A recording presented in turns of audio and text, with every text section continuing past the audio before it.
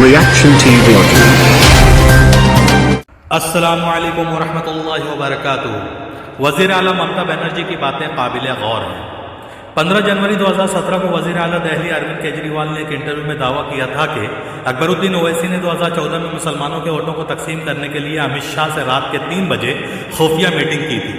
जिस बात की एक अहनी शाहिद ने गवाही के तौर पर अरविंद केजरीवाल को खत लिखकर इस बात की इत्तला दी थी, जिसको यूट्यूब पर केजरीवाल ऑन अकबर ओवैसी सर्च करके देखा जा सकता है, जिसके ज़िम्न में अरविंद केजरीवाल ने कहा था कि अगर ऐसा है तो मामला बहुत खतरनाक रुख की तरफ बढ़ रहा है।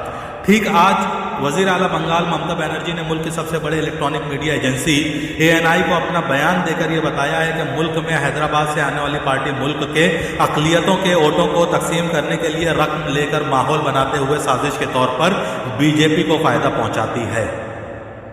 मौक़र ओहदे पर फायज दो हस्तियों का मुसलसल एक जैसा बयान और ओवैसी की खामोशी इस बात की तस्दीक है कि कहीं ना कहीं बात में सच्चाई और हक्कानियत पाई जाती है।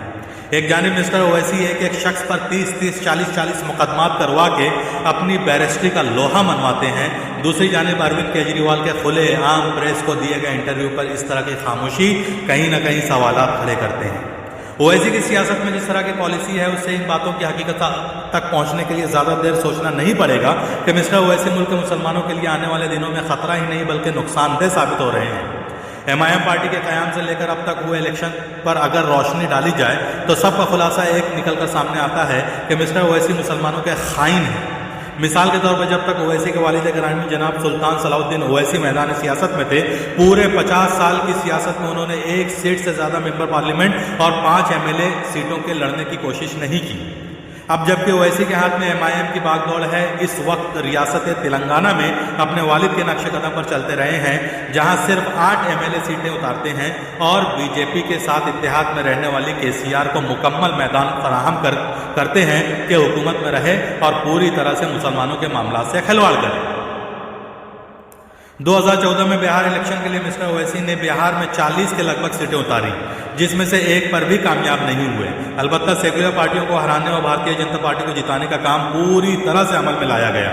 इसी तरह से 2014 के लोकसभा इलेक्शन में भी कसीर सीटों के जरिए बीजेपी को कामयाब बनाने में भरपूर मदद की और दूसरी पार्टियों को हराने में मुकम्मल ओवैसी और MIM का हाथ रहा।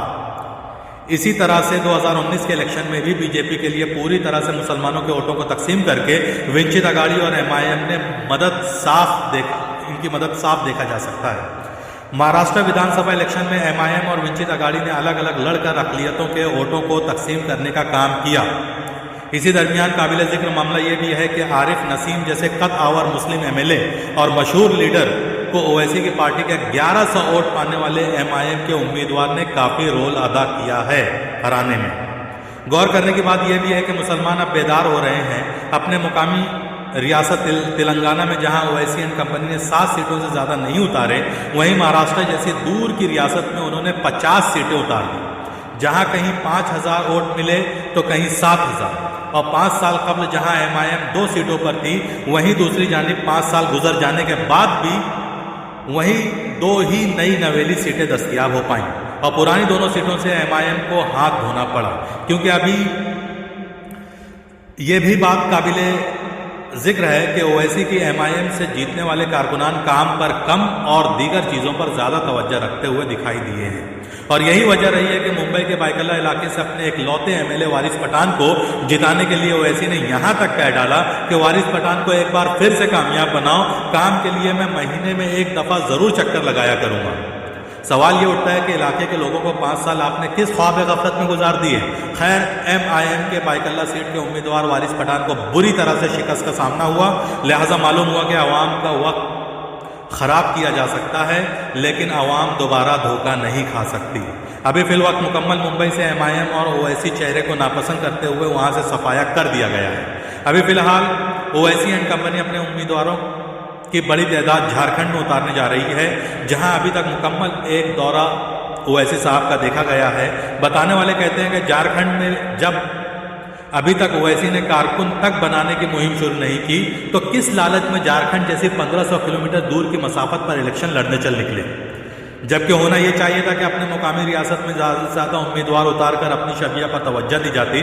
मुमकिन है अवाम ओवैसी को हाथों हाथ लेते, लेकिन जिन किलों में भारतीय जनता पार्टी की पीठ नहीं बन पाती वहाँ ओवैसी एंड कंपनी का सहारा लेकर मुसलमानों के वोटों को तकसीम कर दिया जाता है और इतने ही मार्जिन से जीत दर्ज की जाती है जितने वोट MIM को दस्तयाब होते हैं। चूंकि झारखंड में मुकाबला काफ़ी सख्त है और बगैर चाल चले बीजेपी की फतेह मुमकिन नहीं, लिहाजा तकसीम करो और राज करो की पॉलिसी पर ओवैसी को कॉन्ट्रैक्ट बआसानी मैसर हो जाता है। मुसलमानों के लिए खुशी की बात यह है कि बगैर किसी पार्टी और क़यादत के उन्होंने अपनी बेदारी का सबूत दिया है। लिहाजा अब ये समझने में ज़्यादा देर नहीं लगती कि अपने घर में कम और दूसरे घर में ज़्यादा दावेदारी किन लोगों की पहचान होती है। इसी खयानत के खात्मे के लिए मुसलमानों ने महाराष्ट्र में इत्तेहाद दिखाया और MIM को पीछे छोड़ते हुए ऐसी सियासी सूझबूझ का सबूत दिया है कि बरसों से इक़्तिदार से दूर रहने वाली कांग्रेस, NCP और शिवसेना के नामुमकिन इत्तेहाद को मुमकिन तक ला खड़ा किया। यह बात भी अवाम से मख्फी नहीं है कि ओवैसी अपने सौतेलेपन की सनक में आने वाली तमाम मुस्लिम क़यादत को रौंदने के आदी हो चुके हैं। ताज़ा तरीन मामला डॉक्टर नवेरा शेख का है, जिनके सियासत में उतरते ही अपने सियासी रसूख का फ़ायदा उठाते हुए आज तक उन्हें जेल में कैद कर दिया गया।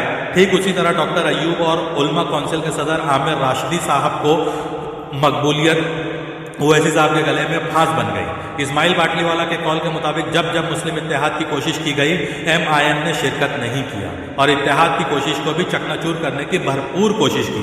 ओवैसी साहब को ये बात समझ लेना चाहिए कि गलत पॉलिसी ज़्यादा देर तक चलने नहीं पाती, एक न एक दिन उसकी कलई खुल जाती है। उसी गलत पॉलिसी के तहत ओवैसी बंगाल और दिल्ली की तरफ ममता बनर्जी और केजरीवाल के किले को तकसीम के जरिए ढाने की कोशिश में तैयार